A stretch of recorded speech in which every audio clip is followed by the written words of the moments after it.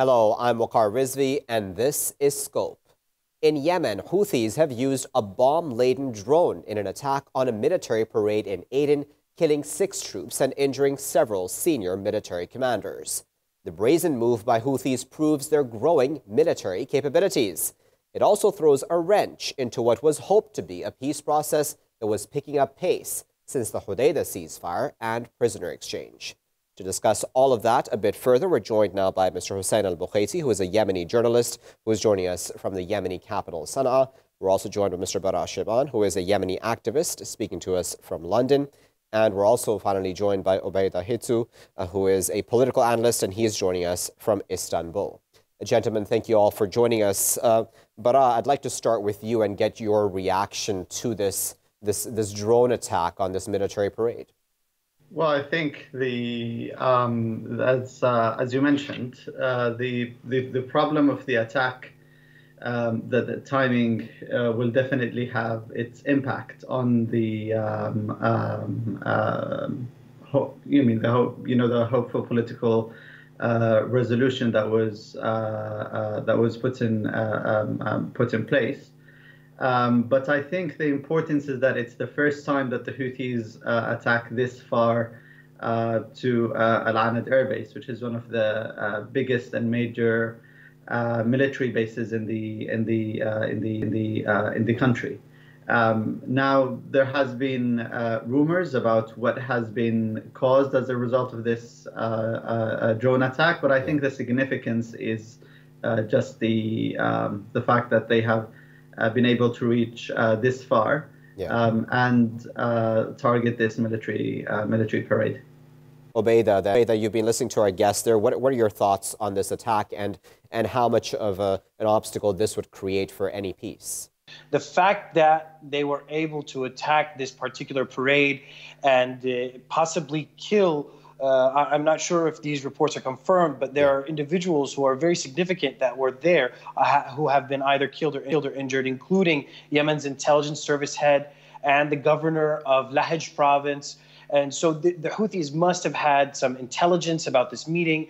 They were able to coordinate and execute this sophisticated attack using some technology that the source of which is not clear. There are reports that say that this is a kind of imported technology. The Iranians are the ones who are being accused of bringing this technology into Yemen.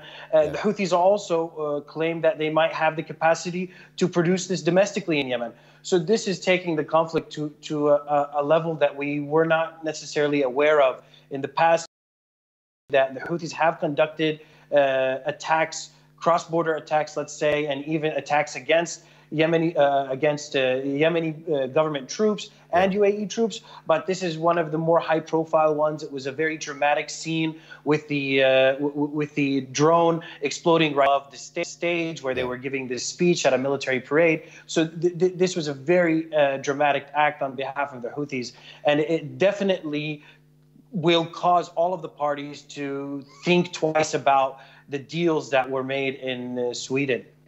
Very well. And Bara, what do you make of what Hussein had said earlier as well about the fact that, and that's a fair point I would imagine to bring up, isn't it, Bara, that the truce was ready just for Houthis. So at this point in time, it seems that anywhere else in the country is pretty much fair game?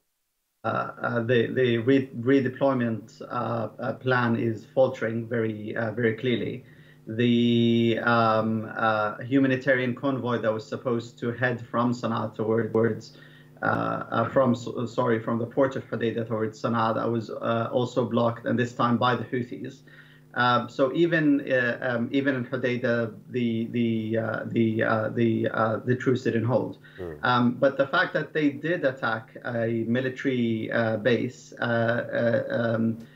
deep into Lahej, no, it does affect the deal in general. I mean, you cannot imagine having a major escalation and then imagine it won't affect the political process or don't have any effect on the talks. But I think right now there are a lot of questions about the Hodeidah talks. Will it stand actually, and will something change on the ground? So far, nothing has changed. Even the redeployment plan, which was very clear and stated within a very clear time frame, that has also passed. So it does put a real question whether anything will materialize from the Stockholm Agreement. So I wanted to ask Hussein, what do you make of the reports by the UN humanitarian chief, specifically about the Houthis blocking humanitarian supplies from entering areas that are under their control to the government-controlled areas in the country? You know, Mark Lowcock also saying that Houthis are now demanding 72 hours instead of 48 hours to notice, that is, on the part of humanitarian agencies to let such supplies in. Why would the Houthis be doing that, Hussein? I mean, I don't know how can he say that, because we remember that the United Nations and many NGOs working in Yemen have said many times that Hodeidah is the last lifeline for humanitarian aid, and they have insisted and said that 70% to 80% of humanitarian aid coming to Yemen, come through Hodeidah port. And who was in control of the entire city and the Hodeidah province? It was Ansarullah, the Houthis. So this means that the Houthis did not obstruct any of the humanitarian aid coming into Yemen. And just imagine, Houthis are in control of Hodeidah port only. The Saudi-backed forces are in control of all other ports and airports. And 70% of humanitarian aid is coming through this port. And for Barak Shayban to say that the Houthis are blocking the road that bring this humanitarian aid, I think this is just a big lie, because the road was open until the Saudi-backed forces attacked Hodeidah, and they have cut this road, which is called Kilo 16, east of Hodeidah, that goes to Sana'a. But there is another road that's called Al-Sham Road, which goes from northern Hodeidah and then it goes to Sana'a with only different 2 hours from the main road. So the United Nations, if they're really willing to bring humanitarian aid, they can bring it through that road. So they don't need to wait till the two parties fighting in Hodeidah agree about the movement of their troops or the withdrawal of their troops. This means that the 17 million actually depend on the security situation and the movement of the troops. They should the humanitarian aid coming to Yemen should be independent. They should not link it to this withdrawal. And there are other roads that can go to many areas in Yemen, but it seems to be that the United Nations is actually using the humanitarian crisis in Yemen that's only caused by the Saudi-led coalition blockade in Yemen. They are using it as a weapon. This is what the Saudi as well is doing. They are using it as a weapon to bring against. If you allow me, Hussein, I wanted to point you just made to Obeida. Obeida, do you think that the UN is in some ways using this humanitarian issue to try to force maybe both sides to come to the table, or are using it for its own political gains? What exactly is the game here? Because at the end of the day, Obeida, both sides, while they're fighting, it is really the Yemeni people who continue to suffer on either side. I think that this is a perfect way to understand why the agreement that was recently made in Sweden doesn't hold a lot of water. Some of the basic confidence-building measures that were agreed to, such as the prisoner exchange, have not been completed yet. We don't know what is the fate of this agreement. The second issue here is that, as you mentioned, the Yemeni people are the ones who are being directly affected by this war. Both people who are backing the Saudi-backed forces and people who support the Houthi Ansarullah forces. So this is something that has to do with an internal dynamic inside Yemen. And I think what the foreign minister here in Turkey, Mevlut Çavuşoğlu, said yesterday is pertinent. And that is that Turkey is saying that it's going to make reaching a political solution in Yemen, a peaceful political solution in Yemen, a priority for Turkey in 2019. Turkey is taking a similar stance in other regional conflicts as well. Turkey believes that countries that are closer to the region, countries that are more associated and affiliated with the region culturally and geographically and economically even, should be at the forefront of finding solutions to these conflicts. And I think this is a clear sign of the UN's inability to find any resolution in this conflict in Yemen, just like it's unable to find resolutions in other conflicts in the region. And so countries like Turkey are going to have to step up and try and move this forward. But Obeidah, why do you think the countries in the region have not yet forward enough, at least, to be able to lead any peace process? The issue here is that the countries that are already involved, let's say Iran and Saudi Arabia, that are involved in kind of like a proxy war, if you will, in Yemen, they are so entrenched into their positions that they don't have the ability to clear the table and sit face to face and figure out how they want to move forward and solve the conflict. They need other people, mediators, to come in and try and bring them closer together, bring the issues closer together, and help the parties see a way forward. Saudi Arabia has invested a lot of time and money and effort into the war in Yemen, and so have the Houthis with the backing of Iran. But it's time for both of the parties to cut their losses. Saudi Arabia now has huge incentive to wrap up the war because it's getting expensive. There's a lot of geopolitical pressure on them in the region and internationally because of human rights issues and other geopolitical factors that are forcing Saudi Arabia to go back to the negotiating table. Iran might be interested to go to the negotiating table as well. And Turkey is going to take advantage of that to try and bring them together and find some progress, or to reach some progress where the UN has failed.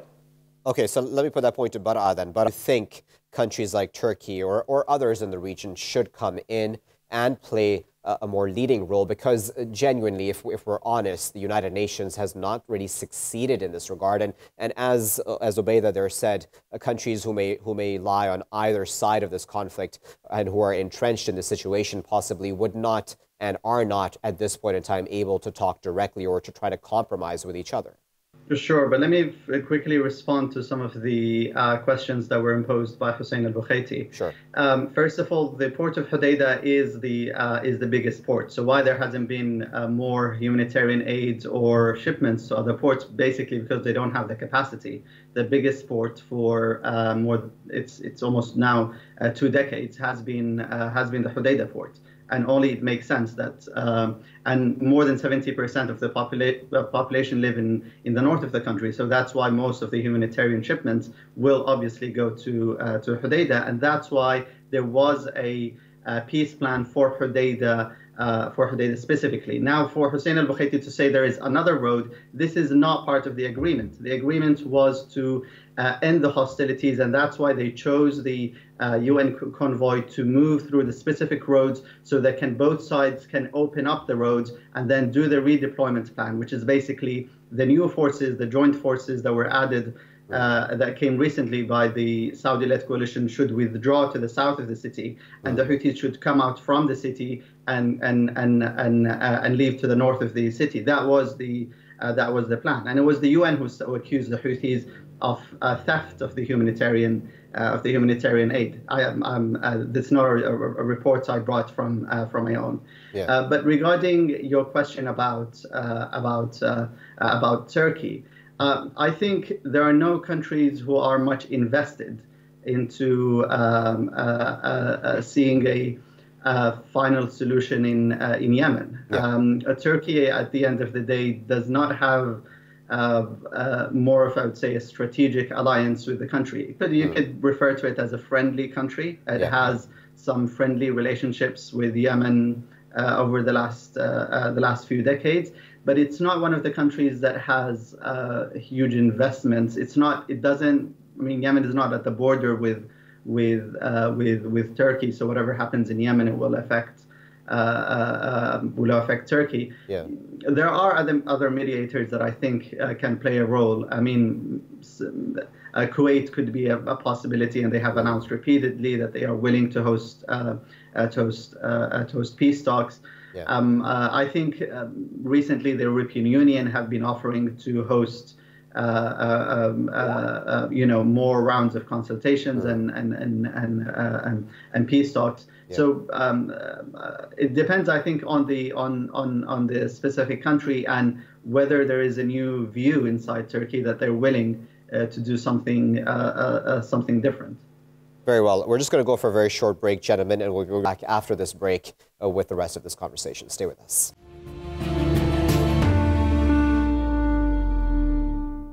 Viewers, we're back now here in The Scope, continuing our discussion about that Houthi attack, drone attack that is, on that base in the Yemeni city of Aden. Let's go to Hossein Al-Bukhaiti now. Hossein, you heard from Bara there as well about, and Obaida, about finding a possible neutral party who could possibly mediate this situation in Yemen. Who do you think, firstly, could play such a role? Because obviously we need this situation to end, and I imagine all sides at this point in time would like for this to end for their own respective reasons. I think we shouldn't, because the problem that we have now in Yemen is just that the Saudi Arabia interfere in Yemen because they say they want to stop the interference of Iran. So Yemen has many crises before. We had many wars between each other. I mean, most of Yemeni presidents in the last 50 years, either in north of Yemen or what used to be the south, has been assassinated. Many coups, as they call it, has been going on Yemen for the last 50 years. But we didn't have this huge catastrophe, this huge humanitarian crisis where 17 million are starving and over 16,000 died because direct airstrike. 250,000 Yemeni civilians died because of the blockade, because of preventable diseases. One child died every 10 minutes according to the UNICEF. This is because of the outside interference. If the Yemeni will sit to each other without any outside interference, will talk to each other, then this means that we can solve this issue. And I want to just mention one point that Mr. Bara Shayban has said about that. He said that Hodeidah port is the largest port in Yemen. Of course, I didn't say it was not the largest port, but he seems to forget that the Saudi-led coalition from the first weeks of their attack and war in Yemen have targeted all the cranes in Hodeidah port. They are now, all the big cranes are out of service. They are not working. So this means that the port cannot receive large ships, as Mr. Bara Shayban has mentioned. Most of the ships now in Hodeidah are small-sized ships, and most of the goods are taken by hand by workers from those ships, and sometimes small cranes that were offered by World Food Program, which they come on a truck, are used to take. But large ships, container ships, the Hodeidah port is unable to receive any of these. And I want to mention, for example, about Taiz. They keep crying out loud that Taiz is under the blockade, that Taiz is under the blockade. And this is a big lie, because there are many roads that under the control of the Saudi-backed coalition. And you must know that most of the food and humanitarian aid coming into Taiz is coming from Hodeidah, is coming from Houthi-controlled areas. But you have Mocha port, west of Taiz, which is so close to Taiz city. The United Arab Emirates has turned this port into a military base. I mean, if they do care about Yemeni civilians, especially in Taiz, why are they only bringing to Taiz city? They are bringing tanks, military equipment, United Arab armored vehicles, and they are unable to bring food because, as they say, there is a Houthi blockade on Taiz. There is a total blockade in Yemen. The Amnesty International have said in a long report last year, they said that the Saudi-led coalition is deliberately obstructing or not allowing or delaying ships with humanitarian aid. They mentioned deliberately many times in Hodeidah. So the problem is the outside intervention. The problem is that the so-called legitimate government is in Aden.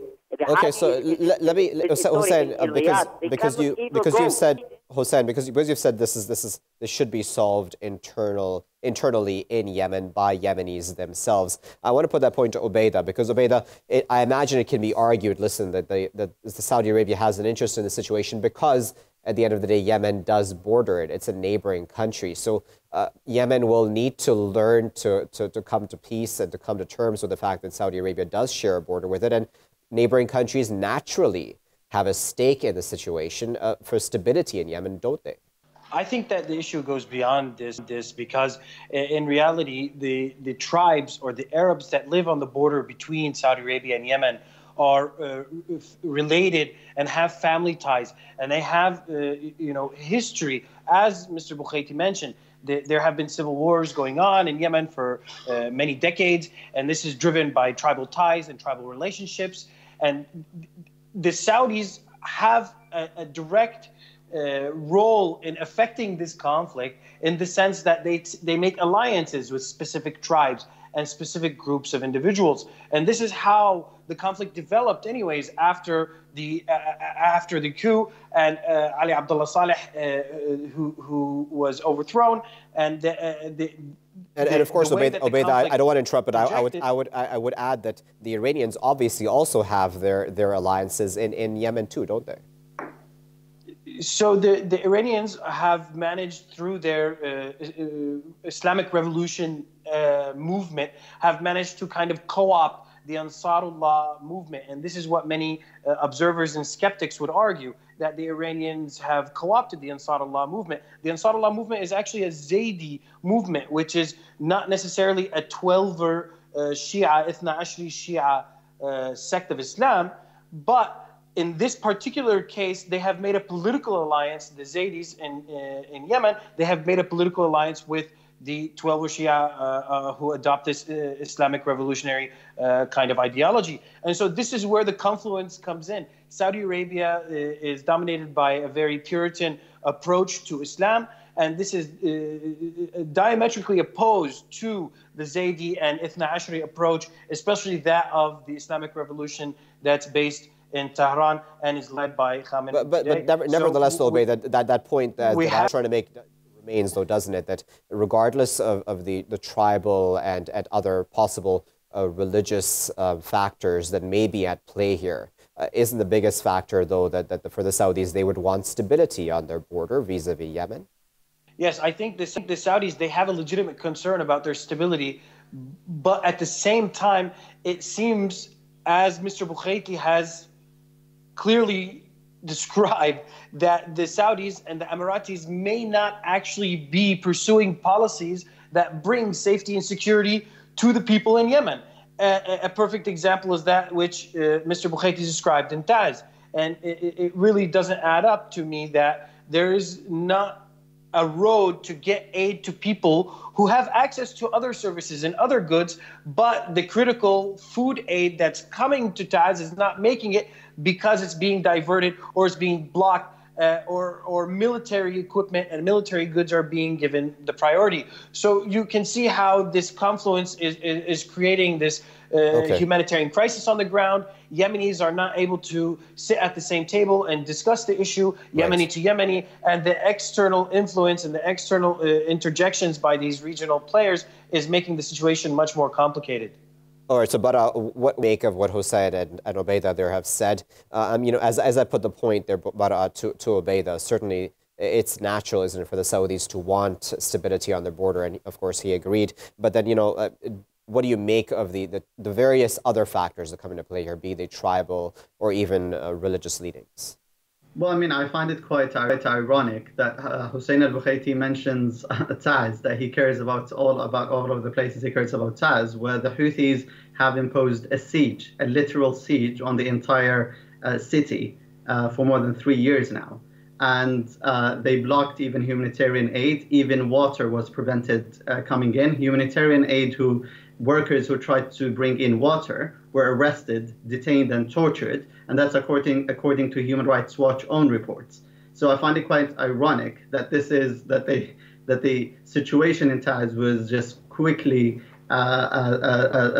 summarized, that the Saudis and the Emiratis are just not willing to support, just end the siege. That would be the easiest solution, rather than finding other excuses. Now, regarding have they been conducting policies in Yemen, well, no, I agree. There has been many situations where I think they should have been acting more responsibly, and they did not. And I'm here referring to the Saudis and the Emiratis. But as you said, Saudi Arabia do have a legitimate concern over what's happening inside Yemen, and the whole conflict could have been prevented if the Houthis did not go all the way and try to not just after they bombed President Hadi, they tried also to provoke Saudi Arabia by having these military maneuvers at the border of Saudi Arabia. No policymaker with just a sane mind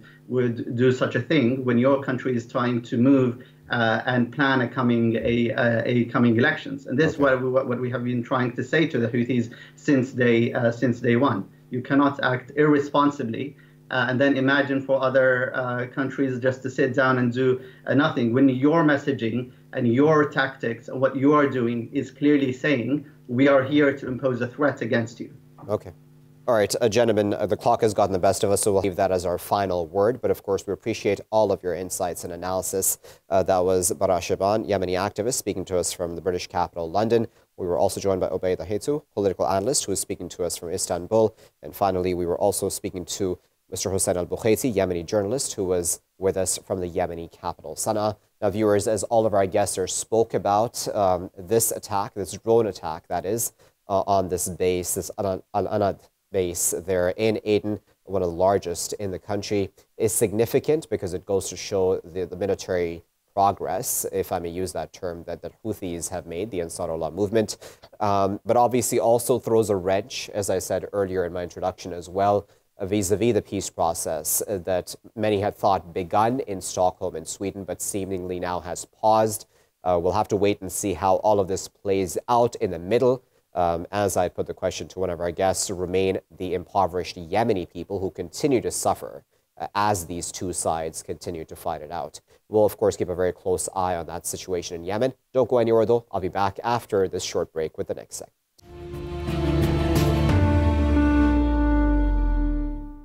Welcome back, viewers. In this segment, as promised, we're going to discuss the partial U.S. government shutdown, which will this weekend become the longest ever in history. Trump has held 25% of federal government employees hostage, insisting Democrats give in and agree to fund his U.S.-Mexico border wall. He's also threatened to enact a national emergency that would give him sweeping powers to spend, possibly as he so wishes. Now, to discuss all that a bit further, but before going to our guests, in fact, we're just going to show you a graph of what this would mean at this point in time. As I said there in my introduction, if this situation lasts till Saturday, i.e. tomorrow, this would then become the longest ever time that there has been this partial U.S. government shutdown. For this point in time, as of today, Friday, this is the second longest since 1995, I believe. So we'll have to wait and see how all of that plays out. Let me now introduce our guests who are joining us for this segment to discuss the situation further. We're joined by Mr. Michael Lane, who is a U.S. affairs expert and is also the founder of the American Institute for Foreign Policy. He's joining us from Washington. And we're also joined by Onur Erim, who is a political advisor and author. He's also worked in the White House during the Clinton administration, and he's joining us from Istanbul. Onur and Michael, thank you both for joining us. Michael, I'd like to start with you because for those of us who are outside the United States, Michael, it sort of baffles the mind when we talk about a government shutdown, which doesn't happen many places around the world, I believe. Just put into context for us why this happens, in the United States, and what the situation means for the U.S. Sure. Thank you very, very much for having me on this morning, or this evening, I guess, where you are. It's a pretty pathetic and embarrassing process that we go through, but it's not as significant as it sounds when you talk about a government shutdown. Essentially, it stems from the fact that the Congress fails to put on the president's desk for his signature legislation that will fund the government in whole or in part for the upcoming time frame that we're talking about. We have a constitutional process here in the United States for making appropriations, but we haven't followed it to the letter in a long, long time. So we wind up with these situations where when we come to the deadline that money is only appropriated through X date, then the government shuts down. Now, what does that mean? Well, it means that only non-essential aspects of the government shut down. So it's not really as big as it seems. Certainly, the military is still up and functioning. National defense is there. Senior citizens still get their Social Security checks. Things like that. But other things that are deemed to be non-essential, such as national parks, that kind of stuff, wind up being shut while the Congress and the president are trying to work through their differences, or sometimes the House and the Senate are trying to work through their differences, and we wind up with non-essential areas of the government shut down. In this case, as you mentioned, it is about 25% of the federal government. Yeah. There are only, I think, there are only about 7 agencies that are left unfunded at this point. Yeah. Essential personnel within those unfunded agencies are still reporting to work and will get back pay, as are the ones who are not reporting to work because they're deemed not essential. They will still get back pay.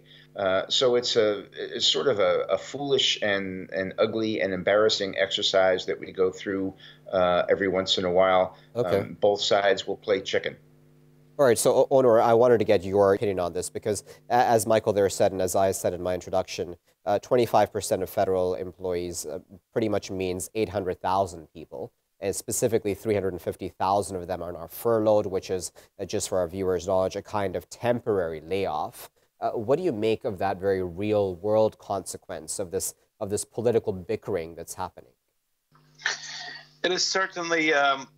It seems that since for the last 20, 30 years at least, it's a tool it's much of a partisan tool that's being used by whomever is in power as opposed to the Congress. It's something that's not very, it feels very awkward to those that do not live in the United States or does not know about the system that well. But it's definitely one of those processes of the presidential system that the U.S. has been exercising for 200 years now, almost, well, more than 200 years.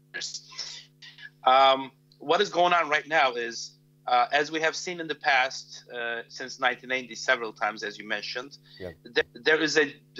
there seems to be a steep difference of opinion. Congress now has part of it has the power to Democrats is trying to push it up the hill for President Trump. The issue of the so-called wall to be erected between the U.S. and Mexico is splitting a lot of people. Now, what is kind of different in this case is that there may be as many supporters of being against the wall in the Republican Party as in the Democratic Party. Now, Trump knows this, obviously. He tries to see if there would be a ground where there's a common ground that they could pass this bill. It seemed that for a minute or two that there was going to be a resolution between them, or the other side pulled back. We don't know the exact the outcomes of that as of yet. But it seems that they're going to push it up the hill for a little bit further. Now, what's up ahead? Both sides have tools on their side. The Congress may indeed pass the bill the way they want it, bypassing the president, which doesn't seem that likely at this point. On the other side, Trump can actually erect this wall, although it would be painful under the military budget. But whatever both sides do, it will come at a cost, especially when there's now less than 2 years for the presidential campaign. It is a double-edged sword where it could benefit or be a big defeat for either side. So I'm sure in the coming within the next 10 to 15 days maximum, there will be a common ground where neither party will be satisfied fully, but they won't be dissatisfied fully either. All right, so let me add another voice to this conversation. We're now joined by Mr. Ali Sarwar Naqvi, who is a former ambassador, in fact, to the United States, and he's joining us from Islamabad now on the line. Ambassador Naqvi, thanks for joining us here in the scope. Ambassador, you know, this entire partial shutdown in the U.S. right now is because of this border wall which Trump wants to erect between the United States and Mexico. Do you think that that is a good enough reason for this partial shutdown to occur? And what are your thoughts about that wall to begin with? Well, it's a curious issue, crisis, because these kinds of crises haven't taken place recently in the history of most civilized nations, and the United States, of course, is the leader of most countries, being the biggest military power in the world. Now, there have been, you know, walls and walls. There was the Great Wall of China, there was the Berlin Wall, and now Trump wants to give his name to a new wall between the United States and Mexico. So I think this is quite surreal that so much debate and argument and everything is going on in this proposal of his, because I don't think it merits such consideration. But the problem is that he is stalled the working of the entire U.S. government on petulantly sticking or adamantly sticking to his demand for more than $5 billion to set up the wall. Yeah. So it's a crisis, and the U.S. government is faced with a shutdown. In fact, if this prolongs, there is already 20 days of it that have passed. If it prolongs, even more departments might have to shut down, because except for essential services, the others may not get their funding in time to pay their salaries. So it's curious, I said, because the biggest government in the world in many ways, because the U.S. government is huge, is faced with a crisis of funding just because of an issue that does not merit much consideration. Michael, I wonder what you make of that, because again, looking from the outside in, Michael, when we're talking about this border wall, which Trump, obviously promised during his presidential campaign, it confuses a lot of us. But then again, the U.S. president and his supporters would put forth the argument that, listen, we need the wall to keep out these illegal immigrants, as they say, the crime, as Trump would say, that's coming in over the border from Mexico. And then, he was standing in McAllen, Texas, and he said that he stood beside, all the things that Border Patrol, has caught from illegal immigrants, be they drugs or weapons. What are your thoughts on the need for this wall and whether that warrants this partial shutdown? Well, it seems to me the wall should be evaluated in terms of how effective do you want our immigration control to be. Every layer of security that you add on top of existing layers of security, or everything that you enhance, improves the situation. So when President Trump looks at the wall from a policy security point, he knows that for the most part, by putting the wall in various places, it has been successful. We have a wall now in Yuma, Arizona. We have a wall in, I think, El Paso, Texas. We have a wall in California. Yeah. And these places have been very, very effective in channeling illegal immigrants into other areas where the Border Patrol has been more successful in finding them and detaining them. So from that point of view, from a policy point of view, it does seem to work. And the question becomes, is it worth the $5.7 billion that President Trump is asking for it? Or are there other ways that money can be spent, such as technology and enhancements of other things? The other side of the policy equation is the southern border really the problem that President Trump says it is, or are there other areas? Our biggest problem on immigration, everybody admits, is ports of entry, official ports of entry. But the southern border is still a very significant issue.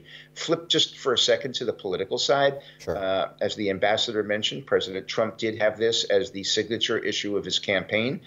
We've already started the campaign for November of 2020, if you can believe it. There are already 3 or 4 Democrats that have announced, quote, exploratory committees, unquote, which means that they're already starting to raise money for 2020. There are as many as 32 Democrats who have made noises about jumping into it. So we're in full political campaign swing. The president has raised $100 million already for his own reelection. He's running advertisements on television from his reelection campaign that feature the border issue and things like that. The president feels that he cannot go to the voters in 2020 without having done everything possible to deliver on this promise. The Democrats know that, and they don't think they can go to the voters in 2020 without defeating the president on his signature issue.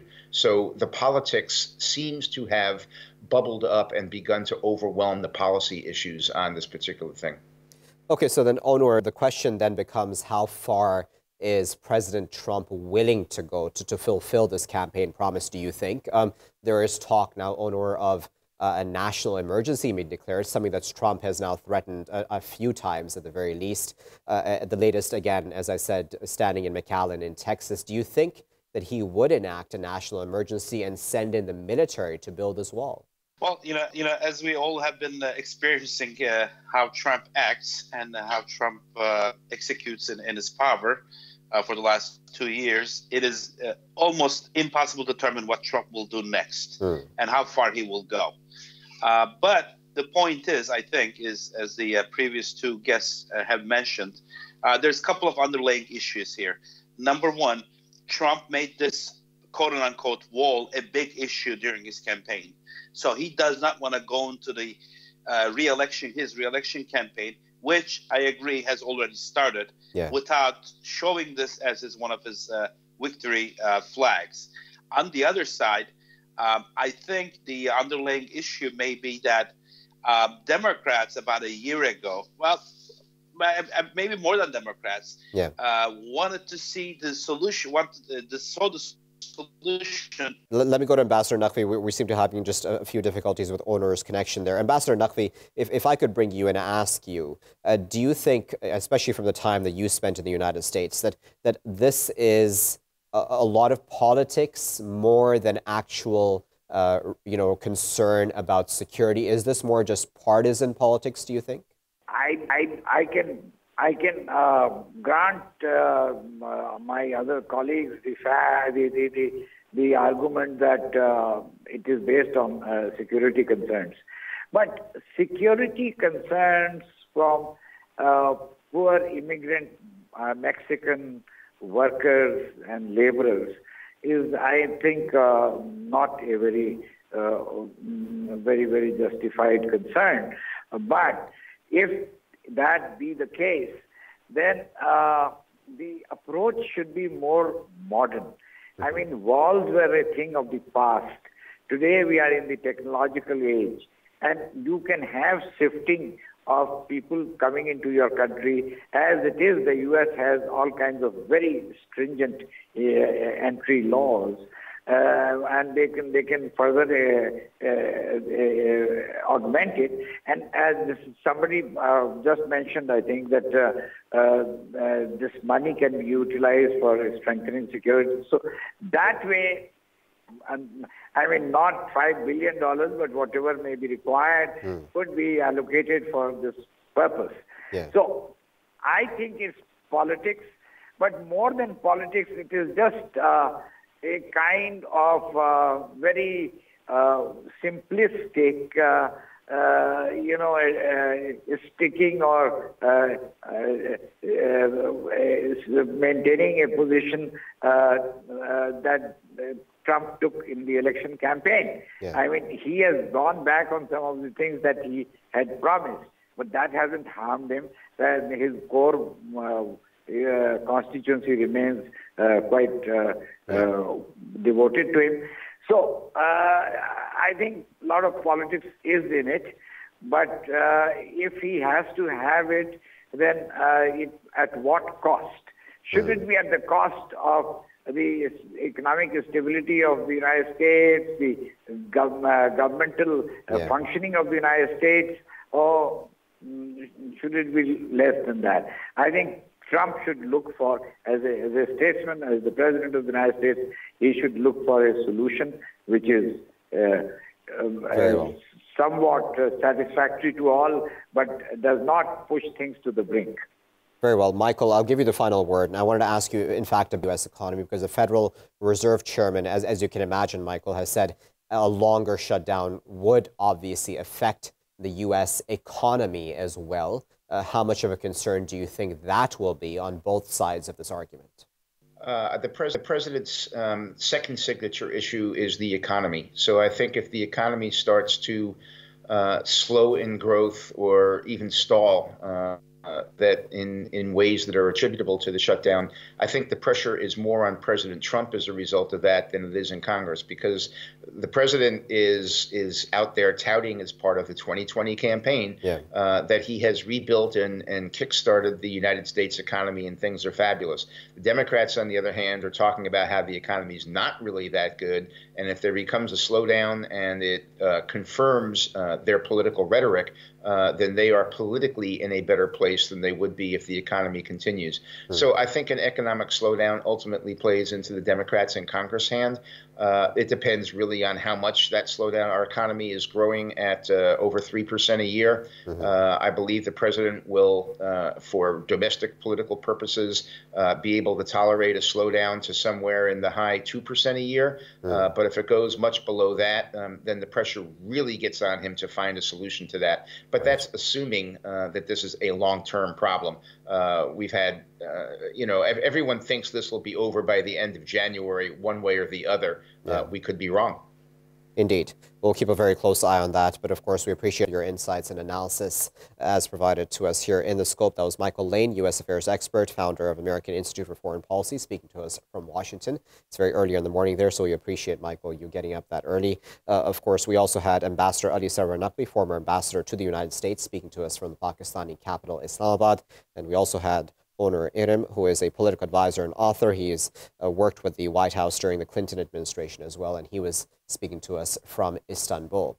Now, viewers, as all of our guests have spoken about, this sort of baffles the mind, this entire issue, when the rest of the world looks at the situation in the United States about how we can have such a partial shutdown take place because of political differences between two major parties. We'll, of course, have to wait and see how this affects not only just security issues or the border wall issue, but those furloughed employees, those federal government employees who are not currently being paid, who are having a hard time making ends meet now, even though they may very well get back pay whenever they're back at work.